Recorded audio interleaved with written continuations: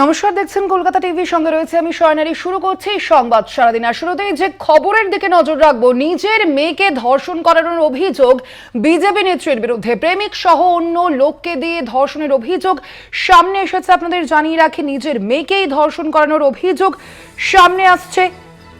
ধর্ষণের অভিযোগে বিজেপি থেকে বহিষ্কার করা হয় ওই মহিলাকে। হরিদ্বারের ঘটনায় গ্রেপ্তার করা হয়েছে ইতিমধ্যে ওই মহিলা এবং তার প্রেমিককে।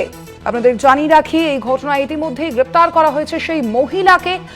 নিজের মেয়েকেই ধর্ষণ করানোর অভিযোগ বিজেপি নেত্রীর বিরুদ্ধে। প্রেমিক সহ অন্য লোককে দিয়ে ধর্ষণের অভিযোগ সামনে এসেছে। আপনাদের জানিয়ে রাখি,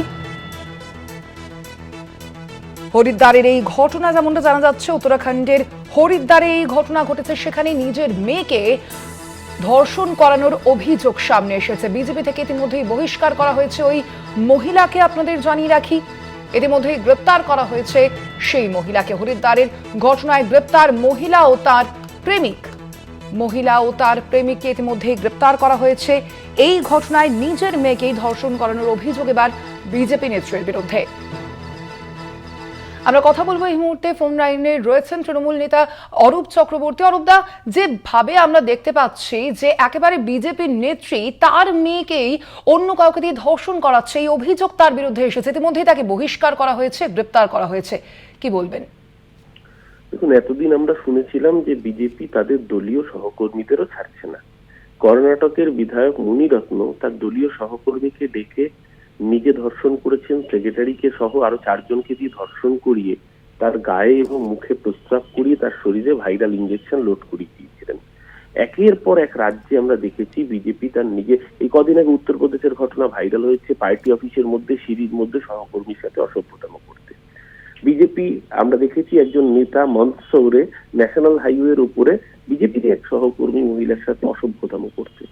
কিন্তু আজকের এই ঘটনা সমস্ত কিছুকে ছাপিয়ে গিয়েছে। নিজের মেয়ের সাথে যদি কেউ এটা করতে পারে, মানে আমি জানি না তার সাইকোলজিক্যাল কোনো সমস্যা আছে কিনা, কিন্তু বিজেপি তো বেটি বাঁচাও বেটি পড়াও স্লোগান দিয়েছিল। তো নরেন্দ্র মোদীর বেটি বাঁচাও বেটি পড়াও বোধহয় আজকের ভারতে দাঁড়িয়ে নতুন স্লোগান হয়ে দাঁড়ালো, বেটি বাঁচাও বিজেপি সে, বেটি বাঁচাও বিজেপি সে। বিজেপি থাকলে গোটা দেশে মায়েরা নিরাপদ নয়, সেটা মণিপুর হোক বা আজকের এই ঘটনা। চোখে আঙুল দিয়ে দেখিয়ে দিচ্ছে বেটি বাঁচাও মগর বিজেপি সে। ধন্যবাদ আপনাকে অরূপ বাবু। যে খবরের দিকে আমাদের নজর রয়েছে, এবার নিজের মেয়েকেই ধর্ষণ করানোর অভিযোগ উঠেছে এক বিজেপি নেত্রীর বিরুদ্ধে। এবং এই ঘটনাটি উত্তরাখণ্ডের হরিদ্বারের প্রেমিক সহ অন্য লোককে দিয়ে ধর্ষণের অভিযোগ সামনে এসেছে। এই ঘটনায় ইতিমধ্যে গ্রেপ্তার করা হয়েছে সেই মহিলাকে। আর ঠিক এই বিষয় নিয়েও সেখানকার পুলিশ আধিকারিকরা তাদের কি বক্তব্য শোনাবো। थाना रानीपुर में एक मामला हमारे संज्ञान में आया था। इसमें एक नाबालिग बच्ची द्वारा अपने मां के ऊपर आरोप लगाए गए थे। पुलिस ने तत्काल मामले को संज्ञान में लिया। इसमें अभियोग पंजीकृत करके पीड़िता का 164 के बयान और उसका मेडिकल कराया गया। मेडिकल में कही गई बातों की पुष्टि हुई है। प्रथम दृष्टया मामले को सही मानते हुए पुलिस के द्वारा आरोपियों की अरेस्टिंग की गई है, उन्हें न्यायिक अभिरक्षा में भेजा गया है।